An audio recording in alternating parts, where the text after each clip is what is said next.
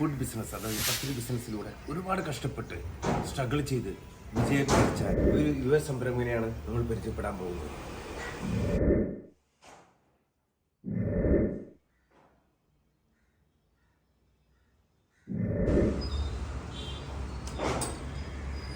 ഇതാണ് ഞാൻ പറഞ്ഞ യുവ സംരംഭകൻ, ഫുഡ് ബിസിനസ് നടത്തി വിജയിച്ചുകൊണ്ടിരിക്കുന്ന mister Fahad.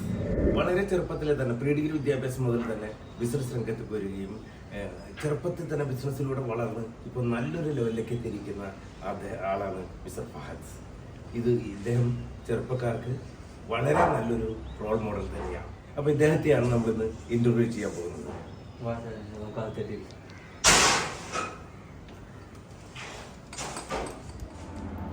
Welcome to easy exports. Easy എക്സ്പോർട്സിൻ്റെ മറ്റൊരു എപ്പിസോഡിലേക്ക് സ്വാഗതം. ഇന്ന് നിങ്ങളുടെ മുമ്പിലേക്ക് വരുന്നത് ഒരു യുവ സംരംഭകനെ കൂട്ടുമായിട്ടുമാണ്. അദ്ദേഹം പഠിത്തത്തോടൊപ്പം ബിസിനസ്സിനോട് താല്പര്യമുള്ളത് കൊണ്ട് അദ്ദേഹത്തിൻ്റെ ഫാദറിൻ്റെ ബിസിനസ്സുമായി ഇണങ്ങിച്ചേരുകയും ആ ബിസിനസ് അവസാനം ഏറ്റെടുക്കുകയും ചെയ്ത് വിജയത്തിലേക്ക് കൊണ്ടുപോയിരിക്കുന്ന ഒരു മിസ്റ്റർ ഫഹദ്. അദ്ദേഹത്തെ ഞാൻ നിങ്ങളുടെ മുമ്പിൽ ഇൻട്രൊഡ്യൂസ് ചെയ്യുകയാണ്. മിസ്റ്റർ ഫഹദ്,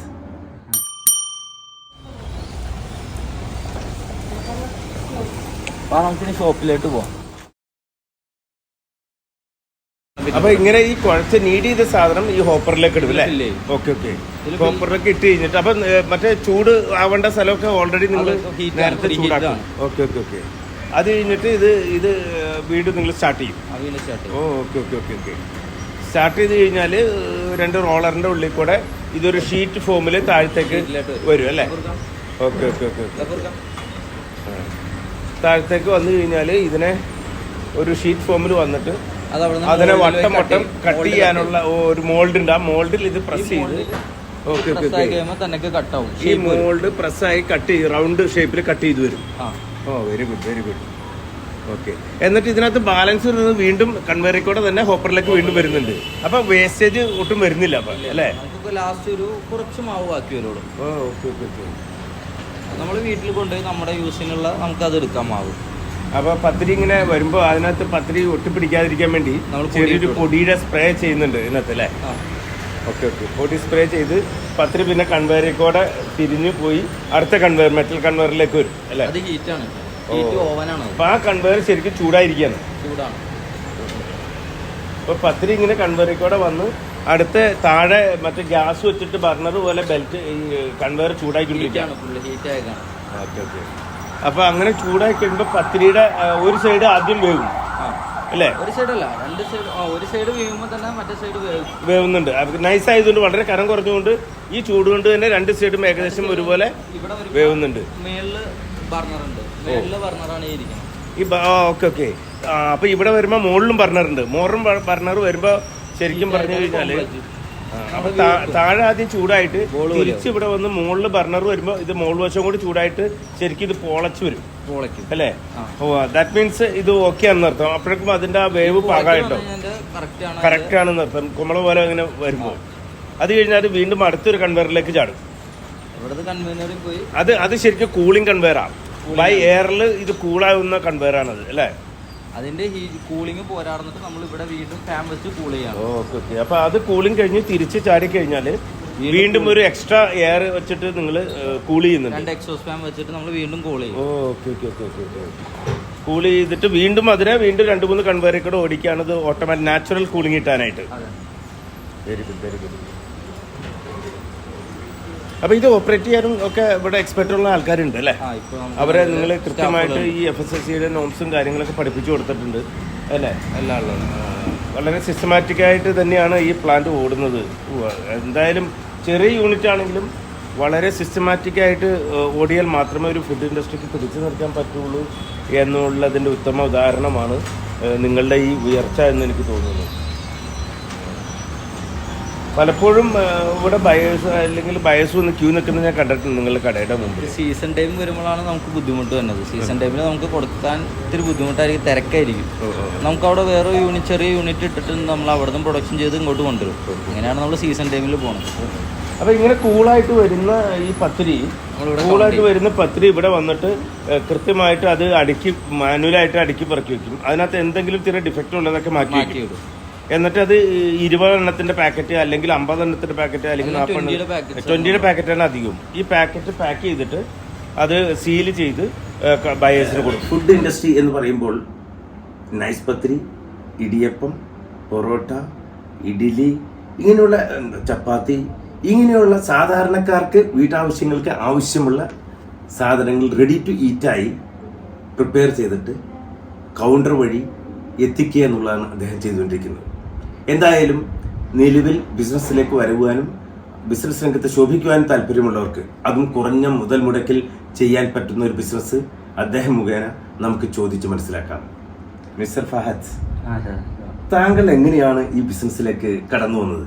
ഞാൻ ബിസിനസ്സിലോട്ട് വന്നതെന്ന് പറഞ്ഞാൽ ശരിക്കും പറഞ്ഞാൽ ഞാൻ പഠിച്ചുകൊണ്ടിരിക്കുന്ന സമയത്ത് വാപ്പായുടെ ഒരു ഫ്രണ്ടും ആയിട്ട് തുടങ്ങിയാണ് സ്റ്റാർട്ട്. അങ്ങനെ അപ്പോൾ ഞങ്ങൾക്ക് ഇതിനെപ്പറ്റി ഒന്നും അറിഞ്ഞുകൂടാ നിലവിൽ. അങ്ങനെ ഇരിക്കുന്ന സമയത്താണ് ഈ ഫ്രണ്ടിന് ഒരു ആക്സിഡന്റ് പറ്റിയത്. അപ്പൊ ഏത് ക്ലാസ്സിൽ പഠിക്കുന്ന ആ സമയത്ത്? പ്ലസ് വണ്ണിൽ പഠിച്ചുകൊണ്ടിരിക്കുകയാണ്. ലാസ്റ്റ് ആയിരുന്നു പ്ലസ് ടു തുടങ്ങാൻ വേണ്ടി നിൽക്കുന്ന സമയം, ആ വെക്കേഷൻ ടൈം, ഏപ്രിൽ മെയ് ആ വെക്കേഷൻ ഗ്യാപ്പിൽ നിൽക്കണം. അപ്പോൾ പുള്ളിക്ക് ആക്സിഡന്റ് വരെയും പുള്ളിയും കൂടി തിരിഞ്ഞു നോക്കാതെയായി. അങ്ങനെ ബിസിനസ് ഫുൾ ഡൗൺ ആയി. അങ്ങനെ നിൽക്കുന്ന സമയത്തായിരുന്നു പെട്ടെന്ന് ഞാനപ്പോൾ അവിടെ ചെല്ലാന്നുള്ള സെറ്റപ്പിൽ ഞാനപ്പോൾ അവിടെ 2-3 പണിക്കാരുണ്ടായി. അപ്പോൾ അവർ നോക്കിക്കോളും, ഞാനവിടെ ജസ്റ്റ് സെയിൽ ചെയ്യാനൊക്കെ ആയിട്ട് കൂടിയതാണ്. അങ്ങനെയൊക്കെ നിൽക്കുന്ന സമയത്താണ് പിന്നെ മറ്റേ വെള്ളപ്പൊക്കവും വന്ന് വെള്ളപ്പൊക്കമൊക്കെ വന്ന്. അപ്പൊ നിങ്ങളുടെ കൂടെ ഉണ്ടായിരുന്ന പാർട്ട്ണറിന് പെട്ടെന്ന് വരാൻ പറ്റാതെ ആവുകയും ആ സമയത്ത് വെള്ളപ്പൊക്കം കൂടി വന്നു. അങ്ങനെയാണ്. വെള്ളപ്പൊക്കം കൂടി വന്നു കഴിഞ്ഞപ്പോൾ പണിക്കാരും ഇല്ല, അവർക്കാണ് അറിയുള്ളൂ ഇതിനെപ്പറ്റി. പണിക്കാർക്ക് അറിയാവുന്നതും പിന്നെ കുറച്ച് നമ്മൾ പിന്നെ സ്വന്തമായിട്ട് അതിന്റെ ഇൻഗ്രീഡിയൻസ് ഒക്കെ നമ്മൾ സ്വന്തമായിട്ടാണ് ഉണ്ടാക്കി. പിന്നെ അങ്ങനെയാണ്ട് അത് കണ്ടിന്യൂ ചെയ്ത് പോകാറുണ്ട്. ഞാൻ കണ്ടിന്യൂ ചെയ്ത് പോയി. ഇപ്പൊ കുഴപ്പമില്ല, നല്ല രീതിയിൽ പോകുന്നു. പിന്നെ നമ്മൾ നമ്മുടേതായ രീതിയിലായിട്ട് നമ്മളാ പ്രോസസ്സിങ് മാറ്റി. പിന്നെ അങ്ങനെ കൺവേർട്ട് ചെയ്ത് അങ്ങനെയാണ് ബിസിനസ് പോയിക്കൊണ്ടിരുന്നു. പ്ലസ് വന്നപ്പോഴേക്കും മുഴുവൻ ഇൻവോൾവ്ഡ് ആയി.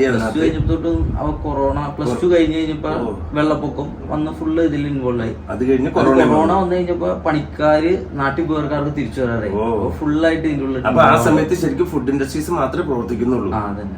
അപ്പൊ നമുക്ക് ഇവിടെ മുനിസിപ്പാലിറ്റി എന്ന് പറഞ്ഞാൽ നിങ്ങൾ തുടങ്ങണം, മറ്റേ ക്വാറന്റൈൻ സെന്ററുകളുണ്ട്, അവർക്ക് ഫുഡ് എത്തിക്കാൻ വേണ്ടി നിങ്ങൾ ചപ്പാത്തി ഉണ്ടാക്കണം, അങ്ങനെ പറഞ്ഞ് നമ്മൾ സ്റ്റാർട്ട് ചെയ്യാറ്. പിന്നെ അതിന്റെ ഉള്ളിൽ തന്നെ ഫുള്ള്. പണിക്കാരില്ലാത്ത അവസ്ഥയൊക്കെ എങ്ങനെ മാനേജ് ചെയ്ത്? പണിക്കാരില്ലാ സമയത്ത് നമ്മൾ സ്വന്തം തന്നെ കുഴക്കാം. ഞാനൊരു മിഷീൻ നോക്കാം, ചൂടാ എല്ലാം നമ്മൾ തന്നെ സ്വന്തം. അതൊരു ശരിക്കും വലിയൊരു ഓപ്പർച്യൂണിറ്റി തന്നെയായിരുന്നു. അങ്ങനെയാണ് അതിലോട്ട് ഫുള്ളായിട്ട് ഇൻവോൾവ് ആകാൻ കാരണം. പണിക്കാരില്ലാതെ വന്നു കഴിഞ്ഞപ്പോ നമ്മൾ സ്വന്തമായിട്ട് ഒരു പണിക്കാരനുള്ളൂ. അത് നമ്മുടെ കമ്പനി നമുക്ക് നിൽക്കാതെ പ്രവർത്തിക്കണമെങ്കിൽ പണിക്കാരെ നോക്കിയിട്ട് കാര്യമില്ല, നമ്മൾ തന്നെ ഇറങ്ങി പ്രവർത്തിക്കേണ്ട അവസ്ഥ വന്നാല് പ്രവർത്തിക്കണം.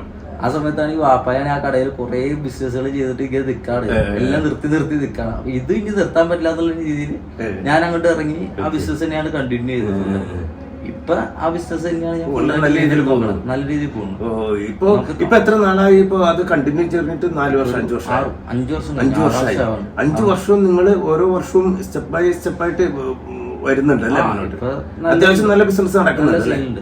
നമുക്ക് സീസൺ ടൈമിൽ തന്നെ നല്ല തിരക്കായിരിക്കും. നമുക്ക് കൊടുക്കാൻ തന്നെ ചില സമയത്ത് പറ്റില്ല. നമ്മൾ മെയിൻ ആയിട്ട് കൗണ്ടർ സെയിൽ തന്നെ ഉള്ളു. നമുക്ക് ഷോപ്പുകളിൽ സെയിൽ നമ്മൾ ചെയ്യല്ല.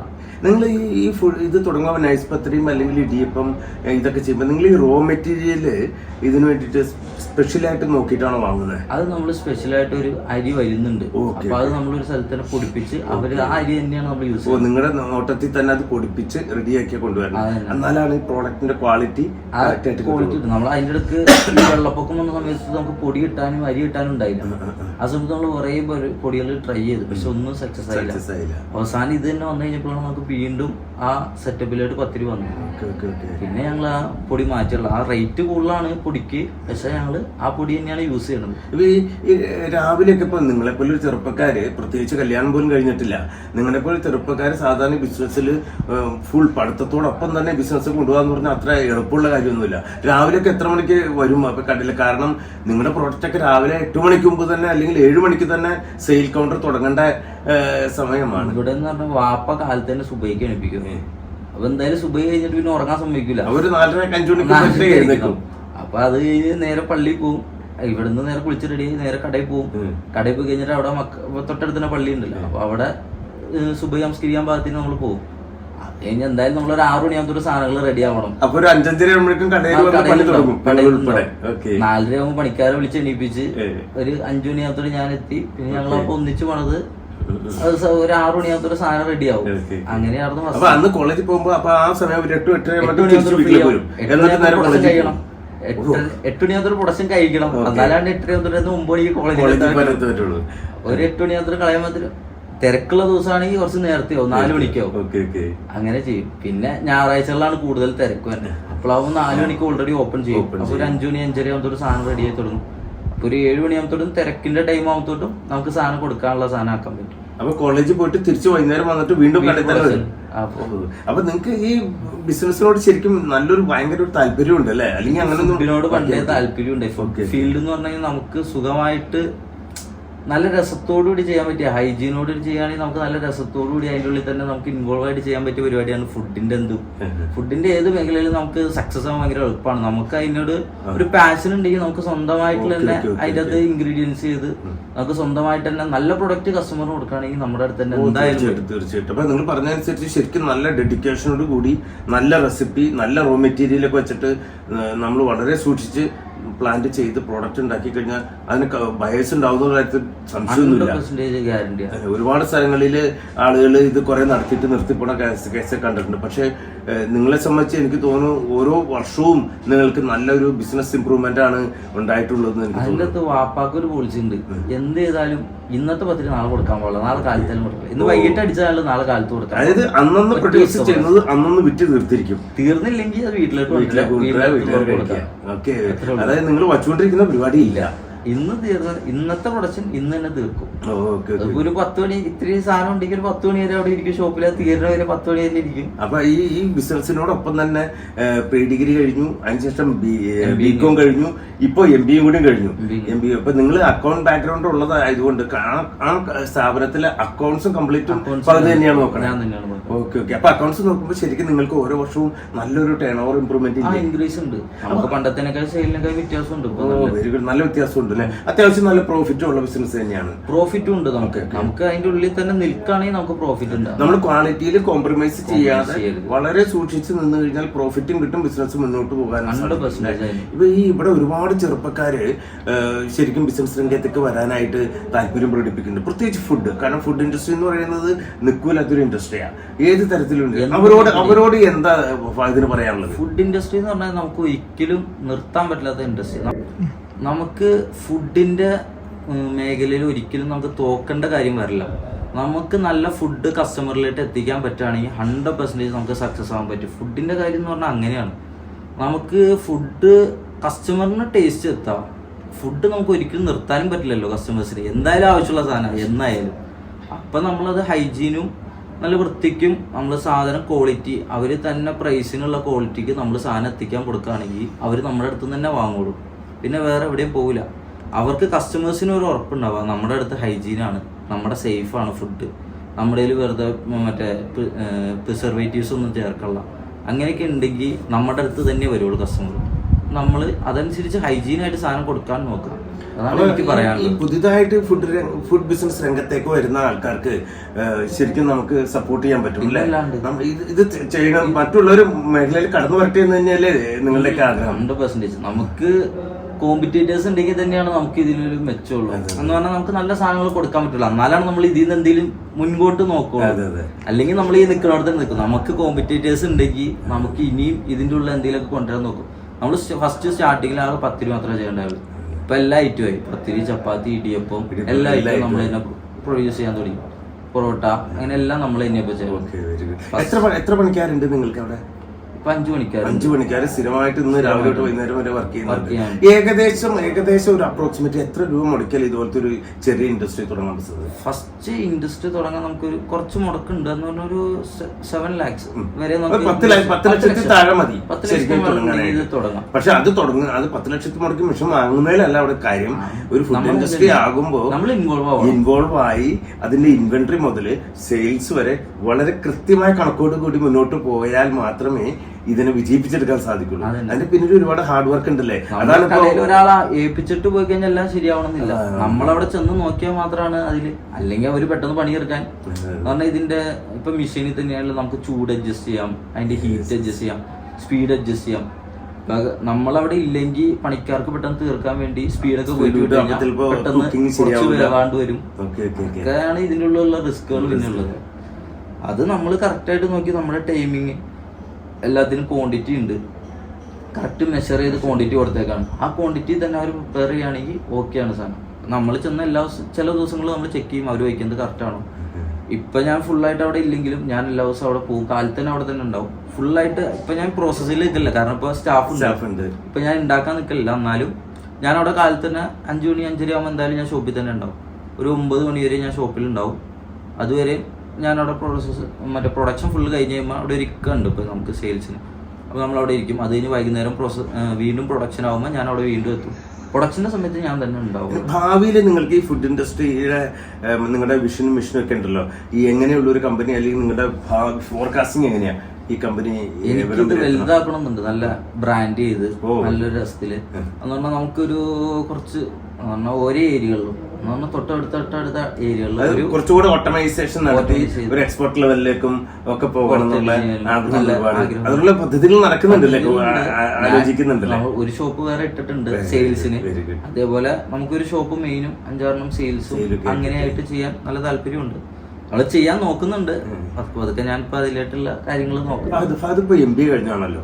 ഇവിടെ കുറെ കുട്ടികള് മറ്റേ ഡിഗ്രി ഒക്കെ കഴിഞ്ഞിരുന്നിട്ട് ജോലി കിട്ടുന്നില്ല എന്നൊക്കെ പറഞ്ഞ കുറെ പേര് പോകുന്നു, നാട് വിട്ടു പോകുന്നു, കുറെ പേര് ഇവിടെ ജോലി ഇല്ലാതിരിക്കുന്നു. അവരോടൊക്കെ ഫഹദിന് എന്താ പറയാനുള്ളത്? നമുക്ക് ഇവിടെ നമ്മുടെ കേരളത്തില് ഇഷ്ടമാതിരി ബിസിനസ് ചെയ്യാനുള്ള സ്കോപ്പ് ഉണ്ട്. നമുക്കെന്ന് പറഞ്ഞാൽ ഇവിടെ വൈഡ് വെറൈറ്റീസ് ഓഫ് ബിസിനസ് നമുക്കിവിടെ ചെയ്യാം സുഖമായിട്ട്. എക്സ്പോർട്ട് ജോലി മാത്രമല്ല ബിസിനസ്സുകാരും കൂടി നോക്കാൻ അർത്ഥം. ജോബ് എന്ന് പറഞ്ഞു കഴിഞ്ഞാൽ ജോബ് ഇല്ലാത്തതിന് കാരണം ഇവിടെ ആരും ഇല്ല ബിസിനസ് ചെയ്യാൻ. ഇവിടെ ഉള്ള എല്ലാ സ്റ്റുഡൻസും ഇപ്പൊ പുറത്താണ് കൂടുതലും, എല്ലാവരും പുറത്ത് ജോബിന് വേണ്ടി പോവാം. ഇവിടെ നമ്മൾ എന്തെങ്കിലും ബിസിനസ് ചെയ്യുകയാണെങ്കിൽ നമുക്ക് അവിടെ തന്നെ ഓപ്പർച്യൂണിറ്റീസ് കുറെ കൊടുക്കാൻ പറ്റും. ജോബ് അതൊക്കെയാണ് നമുക്ക് ഇവിടെ എന്ന് പറഞ്ഞാൽ ബിസിനസ് ചെയ്യാൻ ഇഷ്ടമാതിരി സ്കോപ്പ് ഉള്ള സമയമാണ് നമുക്ക്. ഈ ബിസിനസിന്റെ തുടക്കത്തിലൊക്കെ നിങ്ങൾക്ക് ഭയങ്കര സ്ട്രഗ്ലിംഗ് ഒക്കെ ഉണ്ടായിരുന്നു? തുടക്കം എന്ന് പറഞ്ഞു കഴിഞ്ഞാൽ ഭയങ്കര എന്ന് പറഞ്ഞാൽ നമ്മള് ചെറിയ രീതിയിൽ മാത്രമേ പ്രൊഡക്ഷൻ ഉണ്ടാവുള്ളൂ. കുറച്ച് പ്രൊഡക്ഷൻ ചെയ്യും, ചിലപ്പോൾ രാത്രി ആകുമ്പോൾ ഫുള്ള് ബാക്കി വരും. എന്നാലും നമ്മളത് കണ്ട് കുറച്ച് ഒരു 1.5 വർഷത്തോളം നമ്മൾ അങ്ങനെ പോയി. ഭയങ്കര കഷ്ടപ്പാടുകളായിരുന്നു ആദ്യത്തെ. ബാക്കി വരും, ഫുഡ് ബാക്കി വരും, 10 രൂപ ഉണ്ടാക്കും, അത് ബാക്കി വരും. അപ്പോൾ അതുപോലെ ഇപ്പൊ നമ്മൾ നഷ്ടത്തിലാണെങ്കിൽ പിന്നീട് സക്സസ് ആവും. അങ്ങനെ പറഞ്ഞു അവസാനം നമ്മൾ അതിൻ്റെ ഉള്ളിൽ തന്നെ നിന്ന് നമ്മുടേതായ രീതിയിലോട്ട് മാറ്റി കഴിഞ്ഞപ്പോൾ നമുക്ക് സെയില് കൂടി. ഇപ്പൊ അൽഹംദുലില്ലാഹ് കൈവിടാതെ നമ്മൾ നിർത്താതെ കൈവിടാതെ നമ്മൾ അതിനെ കൊണ്ടുപോയി നമുക്ക് വിജയിപ്പിക്കാൻ സാധിക്കും. നമ്മള് ഫസ്റ്റ് ലേബേഴ്സിന് മറ്റേ സാലറി കൊടുക്കാനൊക്കെ നമ്മൾ സ്വന്തം കയ്യിൽ നിന്ന് തന്നെ കൊടുത്തോണ്ടിരുന്നു. കുറച്ചാളെ ഞാൻ വാപ്പടെ ചോദിച്ചു, ഇത് ഇനി ഇങ്ങനെ നടത്തി കഴിഞ്ഞാൽ നമ്മുടെ കയ്യിൽ തന്നെ കാശ് കൊടുക്കും. അവ പറഞ്ഞു ഇല്ല നമുക്ക് നടത്താം. അങ്ങനെ നടത്തി നമ്മളിപ്പോ കുഴപ്പമില്ല. നമ്മൾ ഇപ്പൊ നമുക്ക് നല്ലതായ അതിൻ്റെ ഉള്ളിൽ നിന്ന് തന്നെ നമുക്ക് വരുമാനം കിട്ടുന്നുണ്ട്. ഇവരെ നമുക്ക് സാലറി കൊടുക്കാൻ പറ്റുന്നുണ്ട്. ഇപ്പൊ 5 പേർക്ക് സാലറി കൊടുക്കാൻ പറ്റുന്നുണ്ട്. ഒന്നും കുഴപ്പമില്ലാണ്ട് നമുക്ക് നടത്താൻ പറ്റുന്നുണ്ട്. അതിന്റെ അഭിപ്രായത്തില് വിദ്യാഭ്യാസം കഴിഞ്ഞു എന്നും പറഞ്ഞ് ജോലി കിട്ടാൻ വേണ്ടി വെയിറ്റ് ചെയ്യേണ്ട ഇവിടെ ഒരുപാട് ബിസിനസ് ഓപ്പർച്യൂണിറ്റികൾ ഉണ്ട് ഇവിടെ. അപ്പൊ അത് ശരിക്കും ഒരു സെലക്റ്റീവ് ആയിട്ട് ഏതെങ്കിലും ഒരു ബിസിനസ്സിലേക്ക് ഇറങ്ങി ഡെഡിക്കേറ്റഡ് ആയിട്ട് അതിന് കൈവിടാതെ മുന്നോട്ട്. കാരണം ബിസിനസിന്റെ രംഗത്ത് പല ബുദ്ധിമുട്ടുകളും ഉണ്ടാവും, പല കഷ്ടപ്പാടുകളും ഉണ്ടാവും. ഇതൊക്കെ തരണം ചെയ്ത് കൈവിടാതെ മുന്നോട്ട് പോയാൽ ബിസിനസ്സിന് വിജയിപ്പിക്കാൻ സാധിക്കും തന്നെയാണ്. അതുകൊണ്ട് ചെറുപ്പക്കാരെ കൈകെട്ടി നോക്കിക്കാതെ ബിസിനസ്സിലേക്ക് കടന്നു വരണം തന്നെയാണ് അതിനെ പോലെയുള്ളവരുടെ അഭിപ്രായം. ഫുഡ് ഇൻഡസ്ട്രി ആണെങ്കിൽ നമുക്ക് ധൈര്യമായിട്ട് കടന്നു വരാം. ബിസിനസ് ചെയ്യാന്ന് പറഞ്ഞാൽ നമ്മൾ ഇത്തിരി സ്ട്രഗിൾ ചെയ്യാം. നമ്മൾ ഫസ്റ്റ് കുറച്ച് കസ്റ്റമേഴ്സ് ഉണ്ടാവില്ല, എന്നാലും നമ്മൾ വെയിറ്റ് ചെയ്ത് കഴിഞ്ഞാൽ നമ്മുടെ ഫുഡ് റെഡി ആണെങ്കിൽ, നമ്മുടെ ഫുഡ് നല്ലതാണെങ്കിൽ ബിസിനസ് രംഗം ഫുഡിന്റെ രംഗത്ത് ഒരിക്കലും നമ്മൾ ഫെയിലിയർ ആവില്ല. നമുക്ക് നല്ലത് തന്നെ വരുള്ളൂ. നമ്മൾ അതിന്റെ പുറകെ സ്ട്രഗിൾ ചെയ്ത് കുറച്ച് നാളൊക്കെ നിൽക്കും. ചിലപ്പോൾ 1 വർഷം പോവും, ഒരു 1.5 വർഷം പോവും, ഒരു 2 വർഷം ഒക്കെ ആകുമ്പോഴത്തേക്ക് നമുക്കൊന്ന് സെറ്റ് ആകാൻ പറ്റും. പിന്നെ അതിന് മുന്നോട്ട് പോകുമ്പോൾ നമുക്ക് വളർച്ച തന്നെ ഉണ്ടാവുള്ളൂ. നമ്മളൊരിക്കലും ഫെയിൽ ആവില്ല. നമ്മൾ നല്ല സാധനം കൊടുക്കുക എന്നുള്ള നമ്മൾ ഉറപ്പിച്ച് നിൽക്കുക. നമ്മൾ തളരാണ്ട് നിന്ന് കഴിഞ്ഞാൽ നമുക്ക് സക്സസ് ഉറപ്പാണ്. എന്തായാലും ഫഹദിനെ പോലെയുള്ള യുവ തലമുറ ഇങ്ങനെയുള്ള ബിസിനസ് നടത്തി വിജയിപ്പിച്ചത് കാണുമ്പോൾ ഞങ്ങളെ പോലെ എക്സ്പോർട്ട് ഇമ്പോർട്ട് ഏരിയയിലുള്ളവർക്ക് ഇതൊക്കെ കാണുമ്പോൾ ഭയങ്കര പ്രചോദനം തന്നെയാണ്. അതുകൊണ്ട് തന്നെയാണ് ഇവരെ പോലെയുള്ളവരെ ഈ സമൂഹ മാധ്യമങ്ങളിലേക്ക് അല്ലെങ്കിൽ ഈ ഈ സോഷ്യൽ മാധ്യമങ്ങളിലേക്ക് നമ്മൾ കൊണ്ടുവരുന്നത്. കാരണം ഒരു കല്യാണം പോലും കഴിയാത്ത ചെറുപ്പക്കാരൻ വളരെ ഭംഗിയായിട്ട് ഈ ബിസിനസ് സ്റ്റെപ്പ് ബൈ സ്റ്റെപ്പായിട്ട് ഉയർത്തിക്കൊണ്ടുവരുന്നു.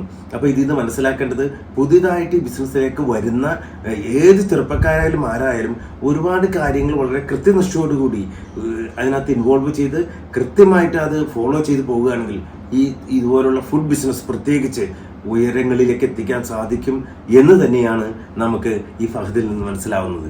തീർച്ചയായിട്ടും ഫഹദ്, നിങ്ങളുടെ ബിസിനസ് ഉയരങ്ങളിലേക്ക് പോകട്ടെ എന്നും അതിന് സാധിക്കട്ടെ എന്നും ആത്മാർത്ഥമായിട്ട് ആശംസകൾ നേരുന്നു, പ്രാർത്ഥിക്കുന്നു. Thank you very much.